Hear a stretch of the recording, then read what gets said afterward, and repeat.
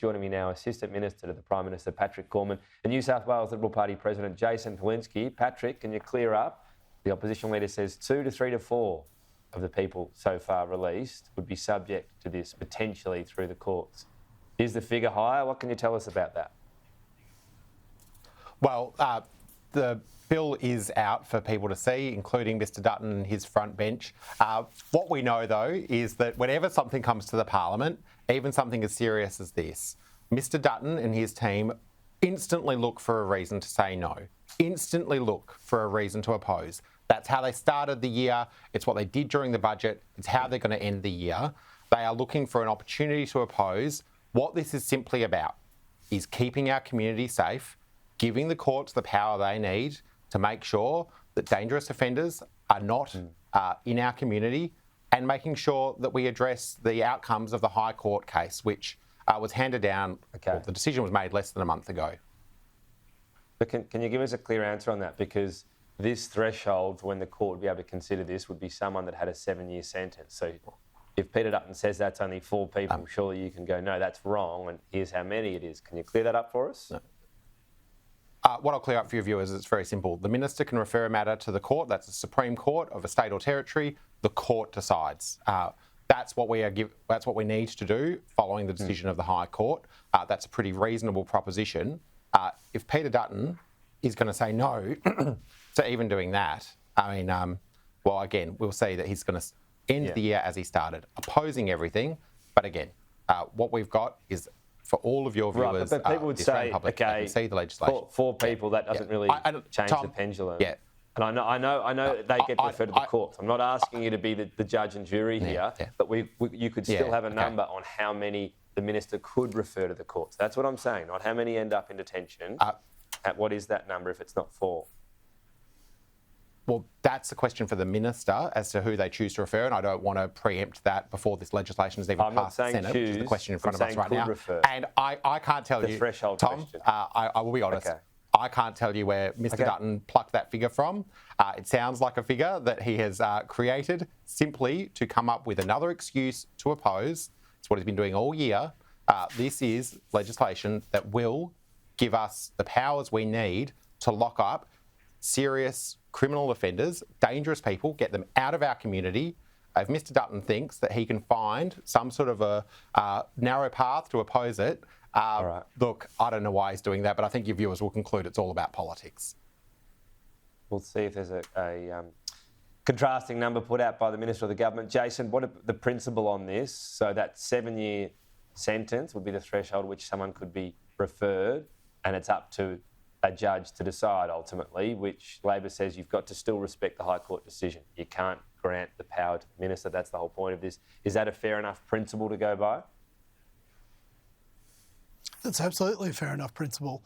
I think, I think to be fair to Patrick and the Labor Party on this, this is the result of numerous High Court decisions where they have ruled that you couldn't deport people, where you couldn't retry them in this country, and now they're saying you can't actually detain people who have been accused and for which there is substantive evidence that they've committed horrendous crimes. I don't see Peter Dutton saying no. That's not how I heard that press conference. What I heard him saying was that he's got questions, and one of the questions is this a maximum number of people of 4 people that you can hold at any one time? If that's the case, then frankly, Tom, this looks a lot like beta policy, not the policy we need to protect the people of Australia. Yeah.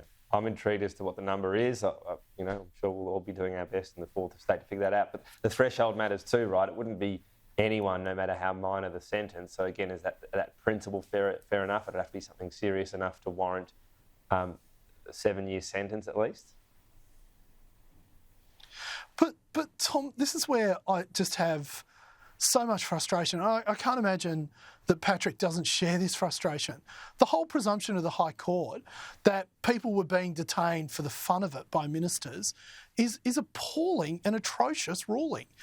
The fact is that these were people who were accused of serious crimes, and for which there was substantive evidence to back up those allegations, were being detained. Okay. The federal government, both parties, had tried to to send these people back to the countries from which they came. And the High Court, in many instances, blocked that attempt. And if not them, then the federal court did. And then we tried to retry some of those people in this country, and we're told we weren't allowed, we being the Australian people, weren't allowed to do that. I'm sorry, but this whole idea that it has to be serious, as if it wasn't a serious crime or allegation that people were being detained for. Well, I mean, if that's the case, then that threshold should be fine. Anyway, look, we're all poking in the dark a bit. We'll wait till we get more information. I'm sure you guys will be back in 2 weeks, December 18. You're hardworking. Jason, what about the Teals?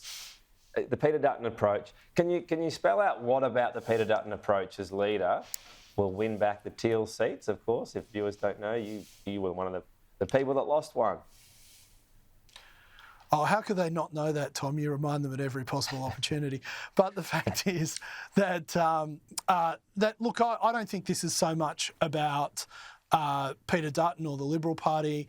I think that the people in those seats are starting to work out very quickly that this is a party of Karens who complained all the time about a whole bunch of things, and once they got to Canberra had no solutions. I mean, the thing I hear most in my community is they went to Canberra to fix climate change, and in the end they gave themselves a pay rise. And that's pretty much where it sits, and that's why I think they're incredibly vulnerable, all of them, at the moment. So just general issues will get you across the line, you think, nothing specific to get the Teals back? No. Climate change? I don't think it's about issue. I don't think it's about issues, Tom. I think it's about their approach. Okay. As I say, they have turned themselves into the party of Karens. And that's the problem that they're going to face when they seek re-election. The people of the communities Karens, which they claim to represent know that they're not representing. Okay. I had an issue with my earpiece. I thought you said carrots, and I was just going to pretend I knew what that meant. So I'm glad I heard that the second time. So I'm exposed. I just pretend to know what's going on. Patrick, what do you think of that strategy? That was a big part of the fact that Teals won just Scott Morrison, and you can't assume the same will happen under Peter Dutton? Well, Peter Dutton was sitting around the same cabinet table when they lost that election. He endorsed all of the policy settings that they took to that election. Maybe things would have been different if Jason was sitting around that cabinet table. Unfortunately, that's a piece of fan fiction that we will never know the answer to.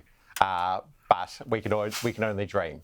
What we know is that it was very interesting that in that press conference we just heard then, Mr Dutton wasn't giving a pitch to win back the Teal seats. It was very interesting. This was Sussan Ley's message in the papers today, but somehow isn't being backed in by her leader. What we need to see is actually some policy. And again, I just heard that from Jason, that basically it's the vibe of the thing is their election strategy, not actually having policies and plans to take the nation forward. Because, as I said before in my previous answer, we've seen an entire year where Mr Dutton and the Liberal Party have just said no to everything. Now they're telling us that they're going to try and get elected without even having a policy platform. I mean, that is absolutely extraordinary. I think the Australian people deserve to know. We saw I Sussan wonder where Ley we would have got that idea from, Patrick. Well, I saw Sussan Ley talking in the paper this morning about her plans around wages for women. And I thought, well, isn't this the same Liberal Party that opposed a $1 increase in the minimum wage? She was talking about the cost pressures of childcare. Again, Liberal Party this year opposing more support for working families when it comes to childcare. And she was talking about housing just a few months after voting against the Housing Australia Future Fund. I mean, it is extraordinary. I thought you'd have more to say about the Teals or that subject than Jason Falinski, but you've done it. I'm going to make you verbally commit to. We'll be back in 2 weeks, gentlemen. One last hit out. See you then. All right, we got it. Oh, okay. Patrick's in. Jason has to. Thank you both. Have a good fortnight.